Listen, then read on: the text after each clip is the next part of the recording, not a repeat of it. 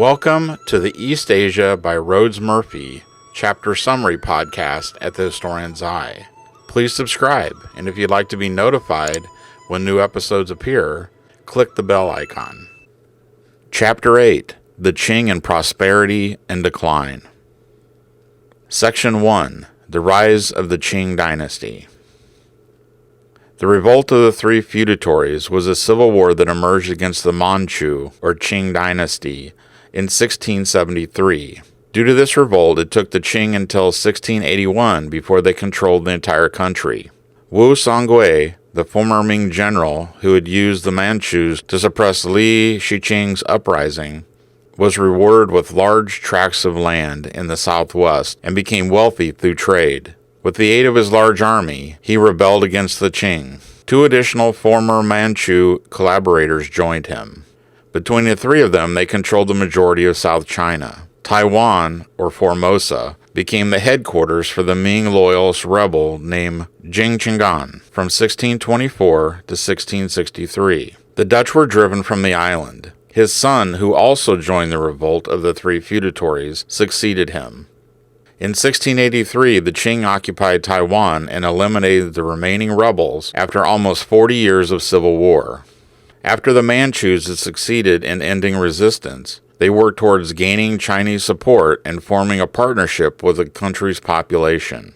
This worked far more successfully than the alienated Mongol approach. The Manchu dynasty lasted far longer than any other dynasty achieved through barbarian conquest, and they were the only group except the Mongols to control the entire country. Non-Chinese rulers became Sinicized. They viewed Chinese civilization as the only imperial model and relied heavily on Chinese employees and technical experts. Like other foreign conquerors, the Manchus had already adopted many of the Chinese practices before succeeding in obtaining power over the country. They had moved away from nomadic herding and developed an agricultural economy, adopted Confucianism, and had already mirrored the Manchurian government on the Chinese imperial system. Despite this, they kept their spoken language and adopted the Uyghur script to write the secret history of the Mongols. Narachi was already in the process of adopting much of Chinese culture.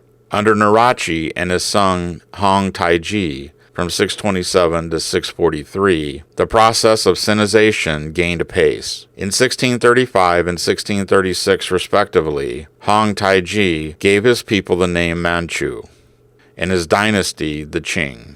The Manchus were only about 1% of the total population. Emperor Shunzi succeeded Hong Taiji. His uncle Dorgan served as his regent. Kangxi, Shunzi's son, was also a minor. Qing rule. Eunuchs were kept from power. The banners were initially Manchu tribe groups, but then others were added, including Chinese and Mongol. The Qing territory grew to include Outer Mongolia, Xinjiang, Tibet, and the Choson Kingdom. Administrators. Primarily, Chinese collaborators held government posts. The imperial exam system based on Confucian classics continued to supply the majority of officials. In Beijing, the General Secretariat was staffed by Chinese and Manchus. Most Manchus came from the area of Manchuria, which had followed the Chinese cultural model for centuries. The Manchus tried to prevent immigration into Manchuria as a step towards preserving their homeland. The emperor had complete oversight of the government. The emperors alone had the authority and responsibility to appoint all officials, preside over civil and military servants, approve all policy matters, as well as sign all death sentences and hear appeals. Officials sent memorials directly to the emperor. As with previous dynasties, the system worked well so long as the emperors were strong, responsible leaders. Over 90% of China remained rural, therefore outside of the administrative capital and 18 provincial capitals. These areas primarily governed themselves as a Confucian self-regulated society. 2,000 postal stations dotted the imperial road system. Available historical documentation on the Qing dynasty is more plentiful than previous periods.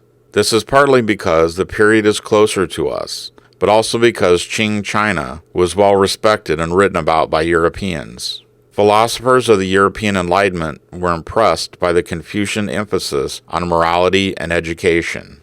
Legal scholars were also influenced by the Qing law code, particularly its basis in Confucian ethics. The first 150 years of Qing rule, especially the reigns of Kangxi and Qianlong, was a period of population growth and cultural brilliance. The population approximately tripled from around 1650. Agriculture and commerce continued to grow alongside the population until the 18th century. The government promoted technological advances and increased agricultural production. New land was cultivated to support the rising population, particularly in the South and Southwest, often at the expense of indigenous non-Han populations inhabiting those regions. Areas in the Southeast were cleared for tea plantations. Foreign and domestic trade continued to expand beyond new levels of wealth. Merchant guilds grew in number, gaining greater social and political influence. The trade balance was in favor of China, bringing silver in exchange for Chinese exports. Potatoes, corn, peanuts, tobacco, and cotton supplemented more traditional crops coming through Manila. Improvements in rice cultivation and increased production encouraged the growth of China's population and trade. Irrigation of rice fields was refined. These improvements could feed even the greatly increasing population. Qing population reports were used for both the calculation of taxes as well as for evidence of a prosperous empire. 142 million inhabitants in 1741 and 432 million in 1851. Kangxi. Culturally Chinese, Kangxi was also a poet. He supported the arts and education. He expanded the imperial kilns, initially for himself, but eventually also for export. Kangxi commissioned a new encyclopedia and a dictionary of the Chinese language, and increased the number of private and public schools. He also continued his own education by learning about the West with the aid of Jesuit tutors.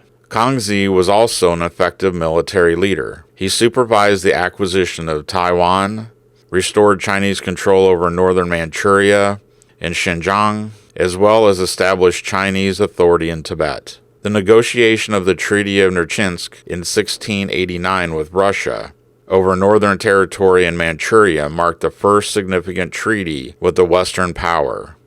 The Qing clearly emerged as victors. As with previous dynasties, less attention was paid along coastal borders. Westerners like the Portuguese, Dutch, and English were viewed as sea barbarians, equivalent to bandits and pirates. This proved to be a fatal error as Europe began to emerge as a colonial power. At Kangxi's death, his son and chosen heir became mentally unfit. Conflict emerged among siblings. Young Jin announced himself emperor. He was a capable ruler, establishing the Grand Council. At his death, Yang Jin left the throne to Kangxi's grandson, Qianlong. Qianlong revered his grandfather and sought to rule along a similar model. He supported developments in arts and education, with the exception of ordering the destruction of 2,300 books considered unorthodox. As a military leader, he succeeded where previous rulers had failed and permanently subdued the Mongols. He conquered Tibet and established tributary authority over Nepal, northern Burma, and northern Vietnam. In his youth, Qianlong oversaw every aspect of governance. He Shen. In old age, Qianlong delegated more and more authority. He Shen was the chief favorite of Qianlong and was appointed Grand Counselor during the end of his reign. He Shen took control of the government and extorted about $1.5 billion. He continued to have substantial power within the government until Qianlong's death. Without a responsible and capable emperor, the administrative system had deteriorated and become susceptible to corruption. The White Lotus sect led a rebellion in 1796, only subdued after He Shen's fall. He Shen's rise to power also reflects the importance of personal connections within China's government and society as a whole. Confucianism held family connections as the highest duty. Therefore, it was common practice for officials to divert funds in order to support family and friends. He Shen simply went too far. As with all power based on personal relationships, it came to an end with the death of Qianlong when he was pushed out of office. Society and culture in High Qing. Family and marriage. Eldest sons were responsible for important family rituals. They traditionally cared for the parents and the family ancestors, including the arrangement of funeral preparations and maintenance of family shrines. Family continuity was crucial, and thus the role of sons was key. Young women had little, if any, say in who they married. Often, the only available method of avoiding marriage was suicide, the latter being a common motif in stories. Once married, they were more or less treated as servants, and they maintained the lowest status within the family until the birth of a son. Sons were considered essential for family continuity and security. They were the primary purpose of marriage. Marriage was patrilocal. A bride entering a family fell to the lowest status until the birth of a son. Women were invariably blamed for failing to do so. People were raised to put individual desires aside for the greater family interest. This included marriage, which was most often arranged by the family for its benefit. Child rearing. It was common practice for parents to wait until children were at least 1 year of age before officially naming them. It was considered bad luck to get one's hopes up, and parents often publicly pretended that their children were deficient in some way as a method to dissuade the gods from taking their children to the heavens. Children were generally taught to obey. However, boys were indulged until the age of 7. At 7 years of age, it became important to start training children for adulthood. Therefore, obedience and discipline replaced previous indulgence. It has been observed that child-rearing practices have contributed to shaping the adult reality in East Asian society. Girls are raised to accept their lower status within the family, and boys are brought up to be extremely dependent. The status of women. Women primarily held subordinate roles within the family and society. Widows were not expected to marry, and suicide was not uncommon. Female babies were often killed at or shortly after birth. Some were sold as servants or concubines to wealthy households. This was often considered a way to save one's child from impoverishment. However, while most women remained publicly subordinate, most were privately very powerful, especially if they were older and had borne sons. Wives played a key role in providing family continuity, and traditionally, most managed the family finances. They were no less important as men to the social network of East Asia, but they had few public rewards and experienced discrimination based on their gender. Manchu women had more opportunity for public roles. It is important to note that Vietnam's close relationship with Southeast Asia created more equal status for women. Also in Japan, women writers were very important and socially accepted. Women were rarely permitted to have a formal education. They learned at home, and their education focused on how to be a good wife, mother, and daughter-in-law. Elite women were expected to learn how to read and write, but this was achieved through informal channels. For the peasantry, the majority of the population, women provided agricultural labor and were largely responsible for cottage industries, like producing cloth for sale or barter. Sexual customs. Ideally, women were supposed to be modest and chaste. Upper-class women were rarely seen in public, in part because of foot binding. Elite culture patronized the production of erotic art and literature. Courtesans were also commonplace, though it is a misconception that their role was solely sexual. They were often well-educated and were expected to provide witty and intelligent conversation, as well as perform sexual favors. Prostitutes, who dealt primarily with sex, far outnumbered courtesans. The majority of the population had little privacy. Therefore, sex was primarily a brief interaction for procreation. A clear double standard operated, whereby married women were expected to be monogamous, yet male infidelity was tolerated. In China, unmarried women had to be virgins and were commonly rejected if discovered otherwise. Law, crime, and punishment. In East Asia, the correction of behavior and reform through re-education was stressed over the Western notion of retribution and punishment. Shame was the most commonly used method to enforce moral codes. It was thought that individuals could behave appropriately in order to avoid shame, and/or that shame provided sufficient re-education of behavior. Antisocial behavior and criminality were viewed more as a failure of society rather than of only the individual. Therefore, it could be corrected, especially with family help. Banditry was a common form of criminal behavior. Piracy along the coast often arose from the proximity of poor areas and rich opportunities. Some bandits turned to rebellion. Banditry was considered a response to absolute poverty and a sign of problematic government. Many had religious underpinnings. Laws were enforced and punishments exacted through a civil court system. There was no prior assumption of guilt or innocence. No lawyers and evidence, including the testimony of witnesses, determined outcomes. Confessions of guilt were only acceptable evidence to prove an individual guilty. Therefore, torture was often used to extract confessions. Trial by ordeal was also used. Death was the punishment for most major crimes and often included some forms of dismemberment. Confucian thought held the body sacred, and producing disfigurements to the body were considered especially shameful. Imprisonment also occurred. Another common punishment was forcing individuals to wear kange. This was a heavy wooden collar shaped so that the individual wearing it could not feed oneself. Having to depend on others was thought to bring great shame and re-educate behavior. Punishments were primarily viewed as deterrents for potential criminals and also to bring shame to the family. Re-education and reform was often stressed in dealing with offenders. The East Asian social network of collective responsibility provided a strong deterrent. In fact, 90% of all disputes and minor crimes never entered the formal court system. They were settled through informal networks of family and community. Despite its problems, Western scholars have concluded that justice was achieved more consistently in China than in the West during this period. As in the West, the justice system was most often harsher to those who had little than the upper classes, which relied on social status and personal connections. The later Qing, decline and inertia. During the 18th century, the Qing experienced the height of its reign, but even before the death of Qianlong, the dynasty had begun to decline. Prosperity continued for most of the population, and with the exception of Hishen, the government remained efficient and well organized.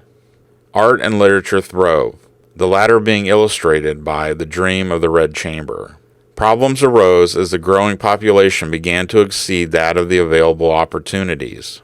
The government increased the number of official posts by 25%, but the population was growing more rapidly, doubling than tripling. A large number of well-educated young men became frustrated with failing the increasingly rigid exam system, and many of the more fortunate who had passed exams were looked over and not called to office. This created a population of ambitious, well-educated, but unemployed and frustrated young men. They formed rebellion groups, the numbers of which increased rapidly after 1785. Degrees and positions came to be sold. The government was further weakened by the fact that existing officials became responsible for governing larger populations. A magistrate from the Song dynasty was responsible for administering a population of about 80,000 individuals. By the end of the 19th century, Qing officials were responsible for around 250,000. This rose to 300,000 by the 19th century. The situation became impossible for a single magistrate and his staff to govern. This resulted in the rise of local gentry, landlords, merchant guilds, and occasionally criminal groups who became increasingly important. Contributing to the increased administrative concerns was the fact that by the end of the 18th century, increases in food production were outpaced by population increases. Income levels stabilized and then began to fall. Banditry and rebellion became rampant. The White Lotus Society re-emerged, leading a major uprising in 1796. It took until 1804 for the government to suppress the rebellion, placed strain on the treasury, and demonstrated a decline in the effectiveness of the military, which struggled to overtake the rebels. New foreign pressure. The emerging problem remained manageable well into the 19th century, but they did continue to grow. Westerners continued to seek trading privileges with China, where they were still considered subservient barbarians. They were understood through the tributary system, since that was the only established system China had historically used with foreigners. For Westerners, trade was strictly limited to the port of Guangzhou, and to a limited period of about 6 months each year.